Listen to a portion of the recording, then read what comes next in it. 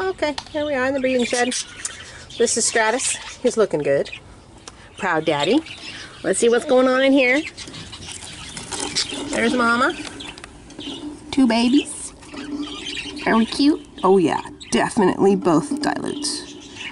Okay, now we know. I'm gonna pick him up. I'm checking to make sure babies are being fed. These 2 are big squawkers. Oh, he's got a fat. Yep, they're full. Okay, so Mama can stay. Mama's not spending so much time. Look at these 2. These are big babies. Are you just fat or what? Are you just fat or what? Is it just a fat little fool? Pretty babies, though. Let it go. And, oh yes, he's a fat little thing, too. Oh, look at you. You're such a pretty little thing. Yes, they are. They both seem to have, like, dark factors or something. I don't know. It's hard to say. Let's put some of these shavings over here. There you go. Tweet, tweet, tweet. This little guy has less in his crop. Oh, Mama's going to come and bite me. She says, get out of my box. See her? Leave my babies alone. She gets cranky. Okay, well, they both have food in their crops. So Mama gets to stay. And these 2, let me see. This little guy, he's a little light. He's a little light. Little guy is full, but what happens often is when Mama quits feeding. Look at him. You see those little pins on his back? They look very gray to me. Maybe I finally got my, and he's got a secondary pins on his tail, and they look gray too. Maybe I finally got my, cobalt. No, not a cobalt. What are they called? A mauve. That would be cool. Anyway, so what often happens when Mama starts backing off on feeding the babies is that the bigger chick feeds the baby chick because it sits in there and cries and cries. So what I have right here is baby chick is full. Big fat craw. This little guy is hungry. So I think, yeah, he hasn't got any food in his craw at all. So I think maybe it's time to take Mama out again.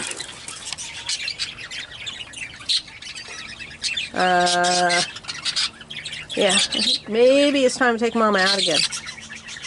Because I don't think she's feeding the bigger baby. So, alright. I'll probably come out here this evening and see what's going on. But, yeah, baby's just that older chick. The younger one's full, but that often happens when things get bad. The older chicks feed the younger ones and then end up empty. So, I am probably going to pull Matilda out today at some point. Okay. Let's see what's happening over here with our little strapped up chick, unstrapped chick. Oh, look at him standing up with his feet under him. That's a baby that's going to walk like a normal bird. So, something you should... Look at him. Wide awake. Mama's over here, peering in the box at him, going, what are you doing? Leave my baby alone. That's good. I'm glad. Happy to have a third chick from Bubba and Breezy.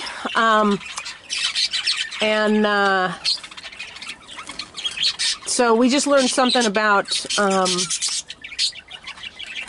splayed legs, aka rickets. It shows up sometime when they're still kind of little and pink, usually before the 10th or 11th day. And you have to catch it fast because in 48 hours they go from their legs sticking out, to the side or just looking suspicious all the way to a deformity that can't be fixed by taping. The other thing is I can use the Calcium Plus that I use as a supplement can be used in very low dose in the parent's drinking water, and the chick will get enough calcium to heal and move forward. I only had this chick taped for 3 days. 4 days maybe.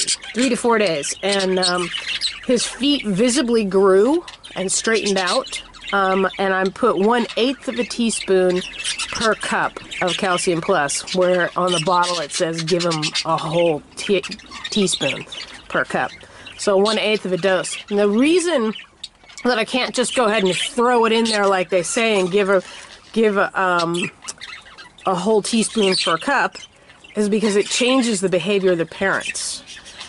They become kind of psycho, hyperactive. The females want to dive into egg laying again, and they'll desert a baby and start breeding, and it's just a mess. Calcium is a mind-altering substance for these animals. So, but 1/8 of a teaspoon in a cup of water will cure a baby headed for the splayed legs if you catch it in time. Tape it up. And the tape that I use is bandaging tape, Band-Aid bandaging tape. It comes in a 1/2-inch wide roll, and you pull it out and cut it in half so it's a 1/4 inch, and it will fit around the lower part of the legs of the chick. Okay, so happiness.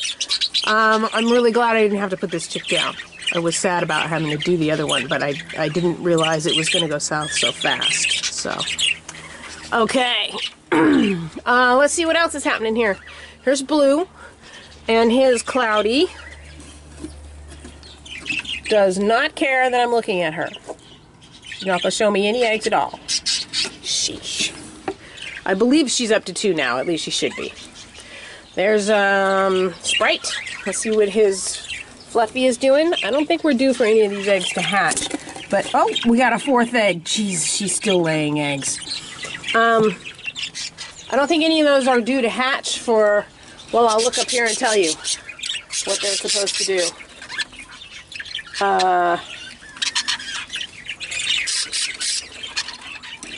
Let's see.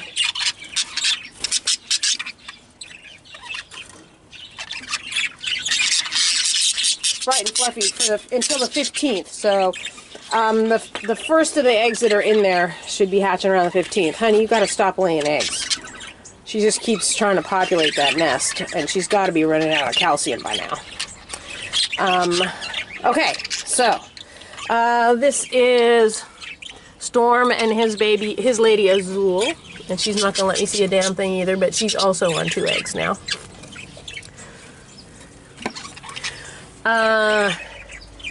Well, Verde is in there with Hedwig. Their first egg is supposed to hatch. We're gonna look in this box in just a sec.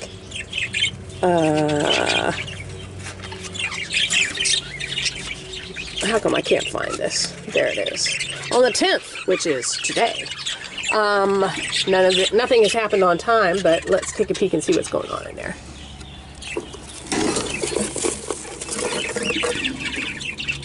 I don't see anything happening. No broken eggshells or anything, so. Okay. And, oh my goodness, there is Luscious, and I just saw her bending down to look into that nest box. Luscious, I'm beginning to think, is one of those birds that's afraid of me. So when I come in the cage, she just sits there and watches me. But I just saw her bending down and looking into that box, which is good news for me, because I hadn't seen that happening yet. I don't know. I have to keep an eye on these two. I'm not sure that I'm seeing a lot of activity here. If, there she goes, see?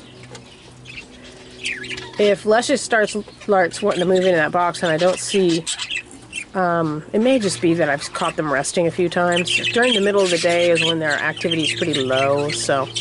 But I would love to catch her in that box. So we'll see. You see that? She's looking. That's what we want to see. She distrusts me, but that nest box is enticing her, and that's good news. Okay, let's see. There's Kobe. Now, well, let's take a look. I don't think there's any babies in here, but I think I know why. Hi, Missy. Scoot over a little bit. Huh? 1, 2, 3, 4, 5, 6, 7. Okay. See those 7 eggs there? I see 2 pink eggs and 5 white eggs. I don't know if you can see the difference there.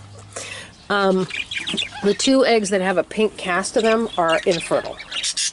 So Coco, their first egg was supposed to hatch 3 days ago, but if the first 2 eggs they laid are infertile, then we have to wait for 4 to 5 days after the first one was due to hatch before we see a chick.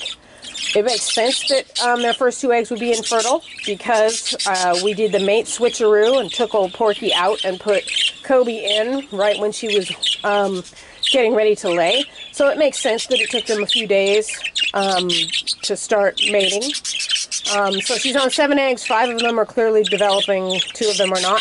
So really, we should be looking for one of those eggs to hatch sometime between, see, the 7th, 8th, 9th, 10th, 11th, 12th, around the 13th. 13th to 14th, because usually they take a day or 2 before they start sitting. So, just because nothing's hatched yet doesn't mean there's anything wrong. When I see 2 infertile eggs, then I'll wait. That's fine. These 2, Miss Pie is loving on that box. She goes in and out of it all day long. And her gray is very excited. They're a new couple. They've never bred before. So, you know, they may take a couple of weeks before they start laying any eggs. But that's okay. They're ready and raring to go. Okay, so we have the same thing going on up here. This is Razzle and Lilith. You can see that Razzle's in the box with her. Let me see when they're due. I'll have my little thing up here. Beryl and Rainbow are gone. Razzle and Lilith. So the first one is due to hatch on the 11th, which is tomorrow. She's on 3 eggs. However, when I look in the box, I can tell by looking that one of those eggs is pink and the other 2 are white. The pink one is not fertile. So, again, it's very common for the first egg that a hen lays to be not fertilized. They hadn't put the mating thing together yet. So if the first baby is due on the 11th, which is tomorrow, but that egg is infertile, then we're not going to see a chick until, let's see, till the 13th or 14th. So we're really looking for both Razzle and Lilith and Kobe and Coco to start hatching on the 13th or the 14th. Because I can look at those eggs and see that some of them never developed. So that's fine though. Okay, so that's our check-in for today. I'm having a little trouble actually seeing what's going on with Hyacinth's eggs because she is such a beast. But she is an experienced hen. They are a proven pair. They brought up 5 babies in a clutch last year. So I'm kind of trusting her to take care of business and know how to deal with this. So we'll see. When are they due to start hatching something out? The 10th, today. So, again, unless if they manage to get that first egg fertile, then maybe it'll happen today or tomorrow. If they didn't, then we have to wait a little. So she's actually acting. She's hovering in there like maybe she knows one of those eggs is about to hatch, or maybe one of them has started to pick. So we'll see. Maybe she's going to end up beating the other 2 just because all of her eggs are fertile and those aren't. But something should be happening here soon. Very exciting.